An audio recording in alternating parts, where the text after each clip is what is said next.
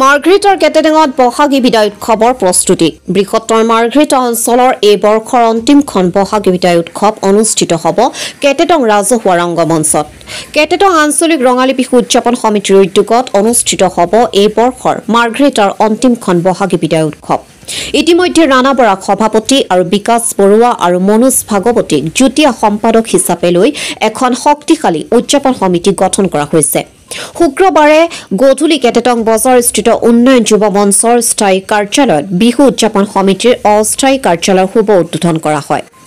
উদযাপন সমিতিয়ে বিষয়ববীয়াই প্ৰতিটো কাৰ্যসূচীতে ৰাইজৰ পূৰ্ণ সহায় সহযোগিতাৰ কামনা কৰিছে। বিভিন্ন জাতি জনগোষ্ঠী আমাৰ এই মাৰ্ঘেৰিটাৰ সমষ্টিৰ বিভিন্ন জাতি জনগোষ্ঠী বসবাস কৰা আমাৰ মাৰ্ঘেৰিটাৰ বৃহত্তৰ অঞ্চলৰ অন্য এক নাম আমাৰ কেটেটং। এই কেটেটঙত বিভিন্ন জনগোষ্ঠী জাতি জনগোষ্ঠী বসবাস কৰে। গতিকে এই বিভিন্ন জাতি জনগোষ্ঠীৰ নেতৃত্বত পূৰ্বৰে পৰা আমাৰ বয়োজ্যেষ্ঠৰ পৰা বৰ্তমানলৈকে আমাৰ আঞ্চলিক ৰঙালী বিহু উদযাপন কৰি অহা হৈছে। গতিকে বিগত বৰ্ষৰ দৰে এই বৰ্ষতো আমি খুব কম সময়ত আমি আমাৰ সন্মিলনখন উদযাপন কৰিবলৈ আমি চেষ্টা কৰিছো। গতিকে আমাক চাই থকা আৰু আমাক পূৰ্বৰে পৰা যিসকলে সহযোগিতা আগবঢ়াইছে তেওঁলোকে আমাক এইবাৰো যাতে সম্পূৰ্ণ সহযোগিতা আগবঢ়ায় তাৰে কামনা কৰিছো। আমাৰ বিহুখন দুদিনীয়া কাৰ্যসূচীৰে আমি বৰ্ণাঢ্য ৰূপে নকৰিলো, বহাগী বিদায় ৰূপে আমি যিমান পাৰো আমি চেষ্টা কৰিম, আয়োজন কৰিবলৈ চেষ্টা কৰিছো। গতিকে এই আয়োজনত যদি আপোনালোকে সম্পূৰ্ণ সহযোগিতা আমাক আগবঢ়ায় তাকে আমি কামনা কৰিছো। আমাৰ বিহু উদযাপন হ'ব শেষ বহাগ অৰ্থাৎ 31 বহাগ আৰু 1 জেঠ। গতিকে আমাৰ সময় একদমেই নাই। গতিকে এই খুব ক্ষুদ্ৰ সময়খিনিত আমি যিমান পাৰো আমাৰ অপাৰ সময় আমি দিবলৈ চেষ্টা কৰিছো যাতে সুন্দৰভাৱে আমি বহাগী বিদায় উদযাপন কৰিব পাৰো। গতিকে আমি অকল উদযাপন সমিতি এই বিহু ভাগি ফলপ্ৰসূ কৰিব নোৱাৰো। গতিকে আমাৰ আজি উপস্থিত থকা সাংবাদিক বন্ধু তথা কেটেটংবাসী তথা মাৰ্ঘেৰিটাবাসী ৰাইজলৈ অনুৰোধ জনাইছো যাতে তেওঁলোকে বিহু ভাগিত সহযোগিতা আগবঢ়ায় আৰু আমাৰ এই দুদিনীয়া বৰ্ণাঢ্য নহলেও সৰুকে হলেও বা আমাৰ বহাগী বিদায় যিয়ে নহওক, গতিকে তাত যাতে আহি আপোনালোকে সহযোগিতা আগবঢ়ায়। আমাৰ যিসমূহ প্ৰতিযোগিতা আছে সেই প্ৰতিযোগিতাসমূহত তেওঁলোকে অংশগ্ৰহণ কৰে তাৰে কামনা কৰিছো। ধন্যবাদ। আমাৰ এই দুদিনীয়া কাৰ্যসূচীত প্ৰতিযোগিতাসমূহ এনেধৰণৰ আছে। হুঁচৰি প্ৰতিযোগিতা আছে, আমাৰ মৌকুঁৱৰী প্ৰতিযোগিতা আছে, আমাৰ বিহুৱতী প্ৰতিযোগিতা আছে, জেং বিহু আছে, কণী যুঁজ আছে, চিত্ৰাংকন আছে, বিহু নৃত্য আছে, বিহুগীত আছে। গতিকে এইখিনি আমি খুব কম সময়ৰ ভিতৰতে আমি আয়োজন কৰিছো। গতিকে আমাৰ কিছুমান ৰৈ গৈছে, তথাপিও আমি অপাৰ চেষ্টা কৰিছো 10-15 দিনৰ ভিতৰত যাতে আমি দুদিনীয়া কাৰ্যসূচী সুন্দৰৰূপে ৰূপায়ণ কৰিব পাৰো, পৰিচালনা কৰিব পাৰো।